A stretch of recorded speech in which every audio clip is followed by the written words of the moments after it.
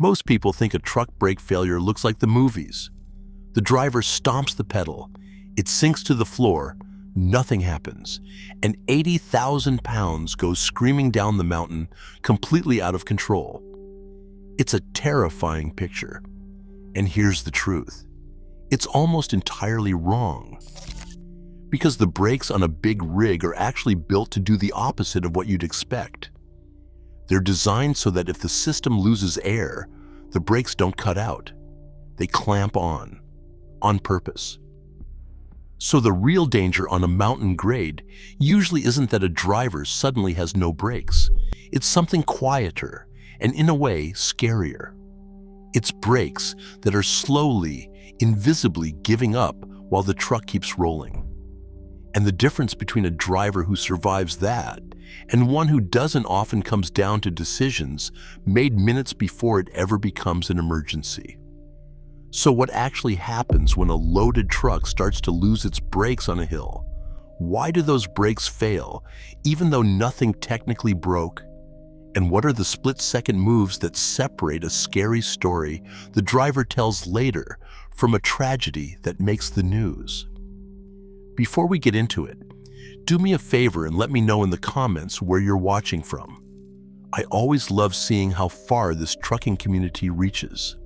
And if life on the road is your kind of thing, hit subscribe because there's a lot more coming.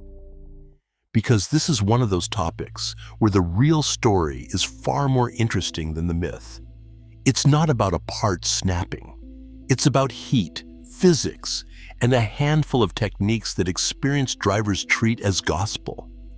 And to understand it, you have to start with how these brakes actually work. A big truck doesn't use the same kind of brakes as your car. It uses air brakes, and the key thing to understand is how they're designed to fail. In a truck, powerful springs are what press the brakes on, and air pressure is what holds them off. So if the air system springs a leak and pressure drops, those springs take over and bring the truck to a stop. That's why you'll sometimes hear a parked truck hiss and clunk. That's the system doing exactly what it's built to do. It's a fail-safe. Lose your air, and the truck stops. So the Hollywood version, where the brakes just vanish, isn't really how it works. So if the brakes are built to be that safe, how does a truck ever run away down a hill at all? Here's where it gets real. The answer is a thing called brake fade, and it's all about heat. When a driver holds the brakes down a long, steep grade, the brakes work by turning the truck's momentum into heat through friction. Do that for a few seconds, no problem. Do it for miles, on a mountain, with 80,000 pounds pushing from behind, and those brakes get hotter and hotter. And past a certain point, hot brakes simply stop gripping the way they should. The pedal still goes down. The system still has air, but the braking power fades away, right when the driver needs it most. Nothing broke. The physics just won. That's the real face of an 80,000-pound brake failure, and it's why experienced drivers are terrified of the wrong technique far more than the wrong equipment. So how do the good ones make sure it never gets to that point? This is where the real skill lives, and most of it happens before the truck ever crests the hill. The first secret is the one that saves the most lives, and it's almost boring. You pick your gear at the top, not the bottom. A veteran driver gears down before the descent even begins, choosing a low gear that lets the engine itself help hold the truck back the whole way down. Because here is the brutal catch. Try to downshift once you're already flying and the brakes are fading, and you can miss the gear entirely. Grab for a lower gear at speed, don't get it, and now you're in neutral with no engine braking and cooked service brakes. That's the nightmare scenario. So the rule drivers live by is simple. Go down the hill in a gear lower than the one you'd need to climb it, and choose it early, while you still have all the time in the world. The second secret is how they use the brakes on the way down. Instead of riding them lightly the whole descent, which just slowly bakes them, a lot of drivers use short, firm applications. Brake harder for a moment to knock the speed down, then release and let the brakes cool, then repeat. It gives the brakes a chance to shed heat instead of holding them at a constant simmer until they fade.